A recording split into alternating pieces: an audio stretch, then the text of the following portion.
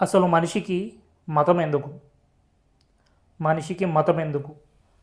మనిషి పుట్టినప్పటి నుంచి చనిపోయే వరకు, డెత్ వరకు మన ప్రయాణం అనేది ఒక హైవేలా ఉంటుంది. ఈ ప్రయాణంలో మనకు డిసీజెస్ వస్తాయి, శారీరకంగా, మానసికంగా. సో ఈ శారీరకంగా ఫిజికల్ డిసీజెస్కి డాక్టర్స్ మెడిసిన్స్ ఇస్తారు. కానీ మరి మానసిక వ్యాధులకు, అంటే ఎమోషనల్ రీజన్స్ వల్ల వచ్చే మానసిక వ్యాధులకు మనకు మందుల్లాగా పాత తరాల వాళ్ళు మతాలని సృష్టించారు. అవి ఉన్నాయా లేవా నిజమా అని దాని గురించి నేను డిస్కస్ చేయట్లేదు. సో యాక్చువల్లీ మతాలు ఎందుకు అనే దాని గురించి డిస్కస్ చేస్తున్నాను. సో ఇప్పుడు ఈ మానసిక మెంటల్ ఎమోషనల్ డిస్టర్బెన్సెస్కి మనకు మెడిసిన్స్ అనేవి కంప్లీట్గా వాళ్ళను వెనక్కి తీసుకురావట్లేదు కాబట్టి, మనుషులుగా మళ్ళీ మార్చట్లేదు కాబట్టి, సో ఈ మతాలు మందుల్లాగా ప్రీవియస్ జనరేషన్ వాళ్ళు ఇచ్చారు. మతం అంటే ఇంతకుముందు వాళ్ళు ఒక భయం, ఒక భక్తి, ఒక మనిషి ఎలా ప్రవర్తించాలి, వేరే వాళ్ళతో ఎలా ప్రవర్తించకూడదు అనే దాని గురించి మనకు మతాలని సృష్టించారు.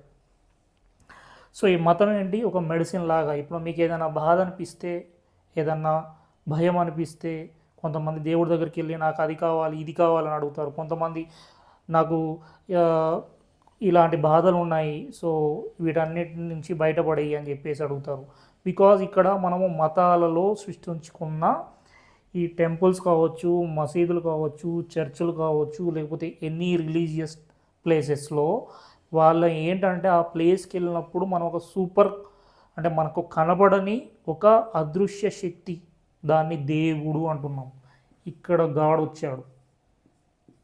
సో ఈ దేవుడు అనే వాళ్ళని మనం ఒక్కొక్కరు ఒక్కోలాగా చూస్తున్నాం.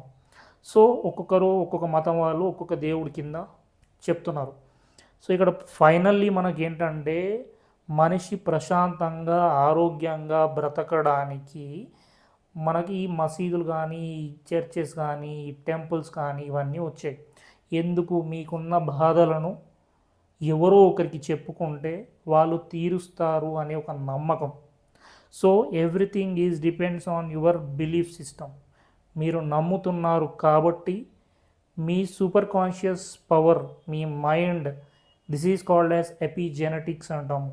ఈ మధ్యలో సైన్స్లో కూడా ఈ ఎపిజెనెటిక్స్ గురించి అండ్ మీకు ప్లాసిబో థెరపీ గురించి మీరు వినే ఉంటారు. సో దేవుడు ఉన్నాడా లేదా అనే దాని గురించి నేను కూడా డిస్కస్ చేయట్లేదు. నేను కూడా ఒక రిలీజియస్ పర్సన్నే, నేను కూడా ఒకరిని నమ్ముతాను, ఒక దేవుణ్ణి. సో ఇక్కడ దేవుడు మతాల గురించి కాదండి, మతాలు ఎందుకు వచ్చాయి.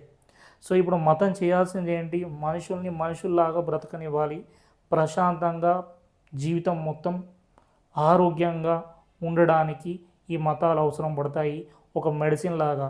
కానీ ఈ మెడిసిన్ అనేది అతిగా తీసుకుంటే, మెడిసిన్స్ ఎక్కువగా తీసుకుంటే ఆటోమేటికల్లీ అది విషంగా మారిపోతుంది. సో అడిక్ట్ అయిపోతారు. సో ఈ అడిక్షన్ మంచిది కాదు.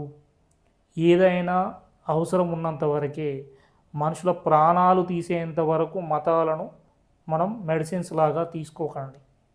మనం హ్యాపీగా బ్రతకడానికి ఈ పుట్టినప్పటి నుంచి చచ్చేదాకా మతం అనేది ఒక హైవే లాగా మనకు ఉండాలి. అది ప్రశాంతంగా ఎలాంటి గతుకుల రోడ్లు లేకుండా హ్యాపీగా మీ ప్రయాణం సాగడానికి. అంతేగాని మతాల అడ్డం పెట్టుకొని ఈ మారణ హోమం సృష్టించుకుంటూ, మొన్న కాశ్మీర్లో జరిగిన ఈ ఫల్గామ్ అటాక్ ఎందుకండి అనవసరంగా.